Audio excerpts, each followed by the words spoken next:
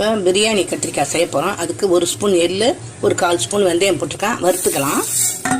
ஒரு 2 spoon table spoon மிளகாய் போட்டு, ஏன்னா வறுத்த பயிர் லேசாக வறுத்தா போதும்.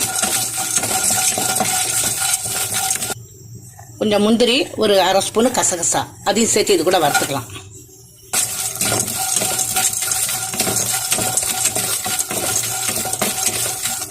இதை ஆற வச்சு நம்ம பவுடராக நுணுக்கிக்கணும். ஜீரகம் 1/2 ஸ்பூனு, கடுகு பருப்பு 1/2 ஸ்பூன் போட்டு வெடிக்க விடுறேன். ஜீரகம் கடுகு பொரிஞ்சிட்டு கருவேப்பிலை ஒரு கொத்து போட்டுக்கலாம். ஒரு வெங்காயம் நைஸாக கட் பண்ணி வச்சுருக்கேன், அதையும் போட்டுக்கலாம். நல்லா கண்ணாடி பழம் வந்துட்டு இப்போ 2 பச்சை மிளகாய் கீனி அதில் போட்டுக்க வேண்டியது தான். ஒரு 2 ஸ்பூனு இஞ்சி பூண்டு சாந்து போடுறேன், 1 ஸ்பூன் சில்லி பவுடர் போடுறேன், 1 ஸ்பூன் மல்லித்தூள், ஒரு 1/4 ஸ்பூனு மஞ்சத்தூள் போடுறேன். எல்லாத்தையும் போட்டு நல்லா இப்படி வதக்கணும். மசாலா தூள் எல்லா தூளும் போட்டாச்சு, நல்லா வதக்கணும். ஒரு 5 நிமிஷம் வதக்கலாம். ஒரு தக்காளி நைஸாக கட் பண்ணி வச்சுருக்கேன், பெரிய தக்காளி, அதையும் இதில் போட்டு வதக்கிக்கலாம். தக்காளி கூட கொஞ்சம் உப்பு போட்டு வதக்கிக்கலாம். வதக்கிய கத்திரிக்காயும் எடுத்து இதில் கொட்டிடலாம். ஒரு 5 நிமிஷம் நல்லா வதக்கலாம். ஒரு 5 நிமிஷம் இது மூடி வைப்போம்.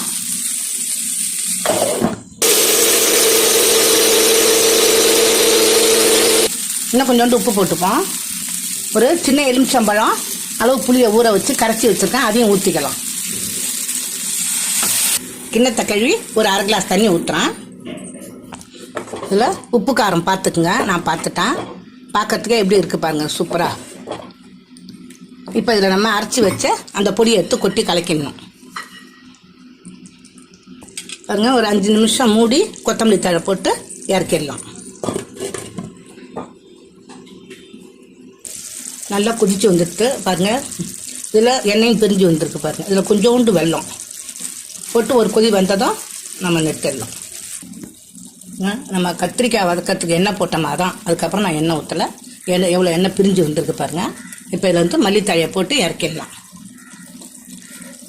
இதோட மூடி வச்சிடலாம், இறக்கிடலாம். மூடி இறக்கிடலாம். பாருங்கள் எப்படி இருக்குன்ட்டு. இப்போ எடுத்து சாப்பிட்றதுக்கு எடுத்துக்கலாம். நாங்கள் வெஜிடபிள் சாதம் செஞ்சுருக்கோம், பிரியாணி, அதுக்காக இந்த கத்திரிக்காய் செஞ்சுருக்கிறேன்.